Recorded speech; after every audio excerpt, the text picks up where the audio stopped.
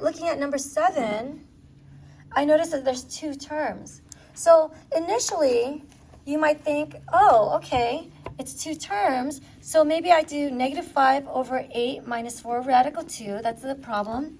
And maybe I'll multiply it by itself, just like I did with the other one, right? So if I multiplied it by itself, I'm just going to tell you, I'm going to do a spoiler alert. And I'm just going to tell you that if you multiply it by itself, you'll have a messier problem in the end.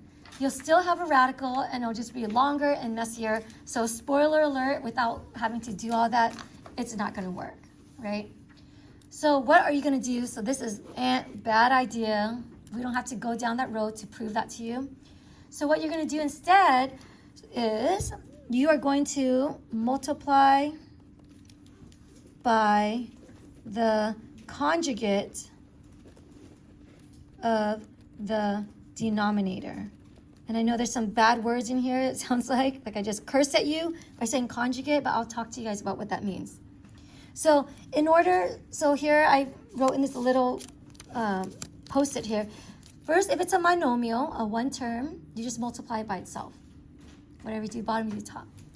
If it's a binomial, if it's 2 terms, you're going to multiply by the conjugate. Multiply by the conjugate of the denominator. So what is a conjugate? A conjugate is where all you do is you change the sign in the middle of the 2 terms. So it's a binomial. So the sign in the middle of the 2 terms, you change it to its opposite. So here, 8 minus 4 rad 2, what's a conjugate of 8 minus 4 rad 2? 8 plus 4 rad 2. So the conjugate here of 8 minus 4 rad 2, you guys said was 8 plus 4 rad 2. Okay? And remember, whatever you do bottom, you do to the top. Bless you. 8 plus 4 rad 2. And you're like, how does that make anything easier? Well, I'm going to show you something that's going to be true for all problems. What happens when you multiply by conjugates? So I'm going to show you a proof. And a proof means that it can be applied to all things. So say I had A plus B. What's a conjugate of A plus B? A minus B. So I'm going to multiply it by its conjugate and check out what happens. So first thing we do is when we multiply by the conjugate, we go A here, we distribute, right? Whenever you want to get rid of parentheses. So what do we get when we distribute? A squared. Right, minus AB, because we multiplied there. And then we distribute the second one, the second term we distributed through there. So when we distribute through there, what do we get? Plus BA. Minus B squared, right? And real quick, AB and BA, are they the same thing? Is 3 times 2 the same thing as 2 times 3? Yeah, right? So the AB and BA are the same thing. Again, if I ever wonder something like that, I just throw out real numbers. Is 3 times 2 the same thing as 2 times 3? Yeah, same thing, right? So I could write this, instead of BA, I could write this as AB, right? Same story, right? It doesn't matter whether it's AB or BA. Notice what happens when you combine like terms. Which 2 terms can combine? The 2 middle. What's negative AB plus AB? 0, right? Saying, what's a negative 1 plus 1? 0. A negative cat plus a cat? 0, right? So these 2 terms zero out. So this becomes 0. And that will always, always, always happen every time you multiply by conjugate. The middle terms will always, always zero out. So you're left with just A squared minus B squared. So if you think of FOIL, F-O-I-L, first, outer, inner, last, the order that you multiply things by distributing, it's like getting rid of the O and the I, right? F-O-I-L, you're getting rid of O and I, you're just left with F-L, right? The first and the last. So this is the rule of thumb. In general, you could say that if you ever have a conjugate being multiplied with each other, the answer is always A squared minus B squared. And this is an identity for math. And I just showed the proof of it. If you don't memorize the proof, that's okay. But if you memorize the proof, you realize, oh, I'm not going to waste time multiplying the two insides because they're going to cancel out anyways. So what does this have to do with our problem? Well, let's check it out. Can I move this aside? Or you guys? Okay, move it aside. All right, so here I'm multiplying by the conjugate in the denominator. So here, when I multiply by the denominator, I'm going to do first, outer, inner, last, right? I'm going to first distribute through the 8. What's 8 times 8? 64. And again, without wasting your time, if I multiply these two together, I'm going to get positive, what? 32 radical 2, right? Because you multiply the outside together. 8 times 4 is 32. 32 rad 2. The insides, if you multiply these two together, what do you get? Negative 32 rad 2. It's exactly the same thing, except that one is positive and one's negative. So if one's positive, one's negative, what's a negative time plus a positive? Just 0. It just zeroes out. So don't even waste time doing that, right? So you could, if you want to write it down, if you want to waste time, I will show you how.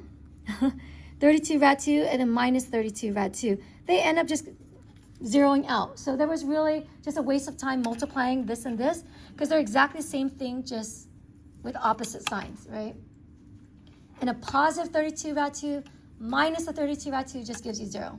So if I were you guys, I just skip that step and be like, okay, I know it's going to be a 0, so I'm not even going to waste time thinking about that.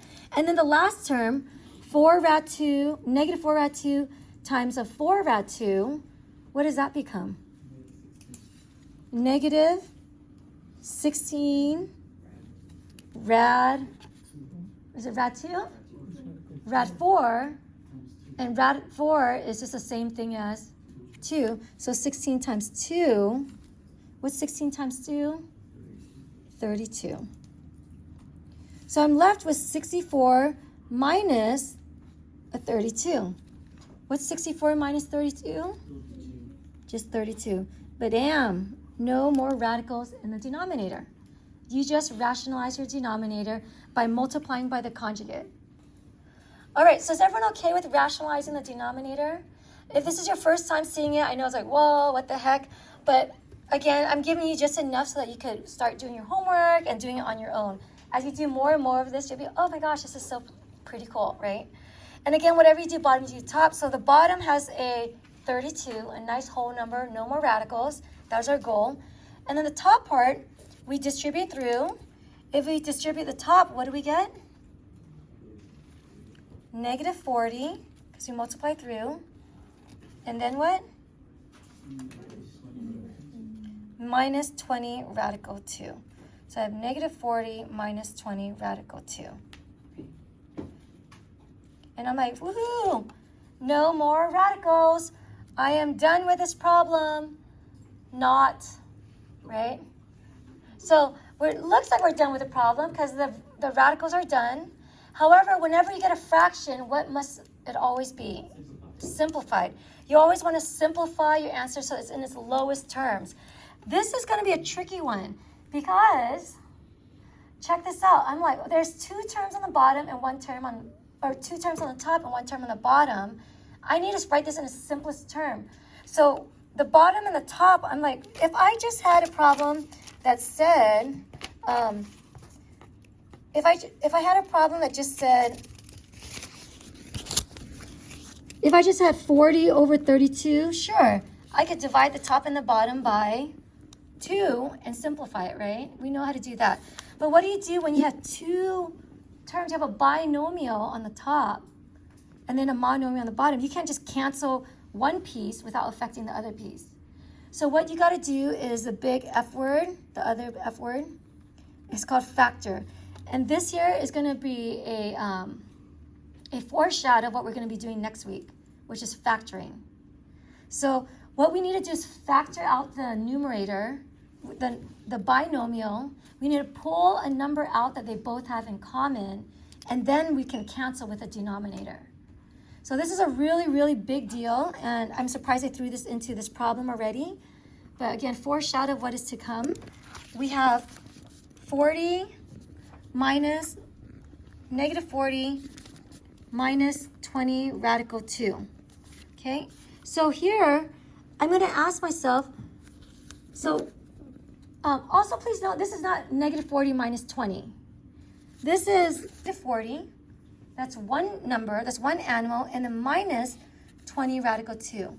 So be careful you're not reading this as negative 40 minus 20, right? And then putting negative 60.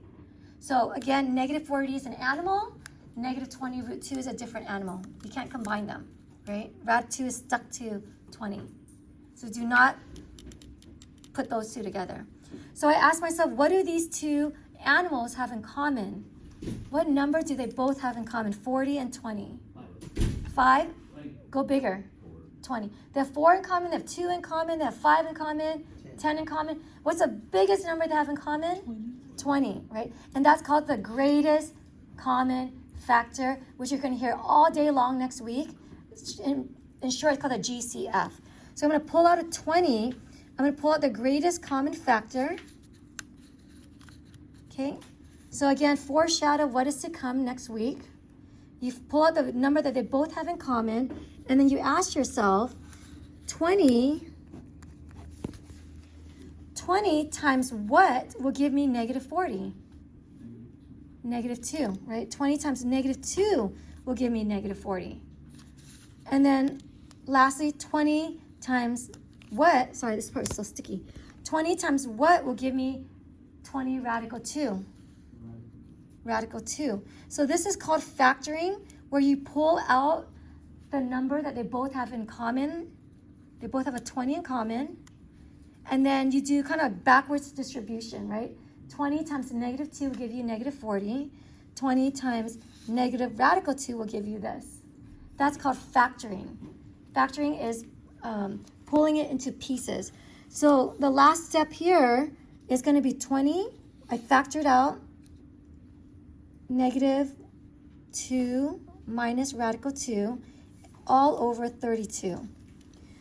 Once you have it factored, and we will get better at this next week, once we have it factored, now I can cancel out numerator versus denominator.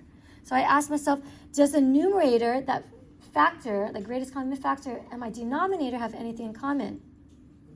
20 and 32, what do they have in common?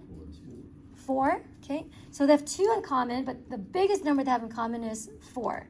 So if they have 4 in common, you're going to divide the top and the bottom by 4, just like when you simplify a fraction, 20 over 32, right? If you have 20 over 32, you can simplify that, right? You divide the top by 4, you get 5. Divide the bottom by 4, you get 8, right?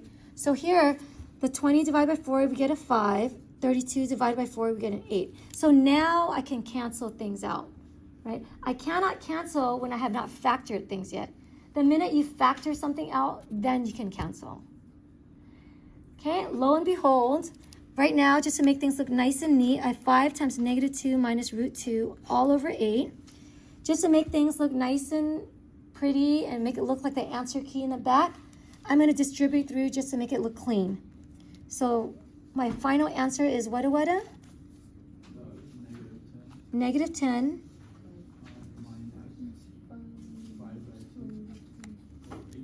All over 8. And that, my friends, becomes your final answer.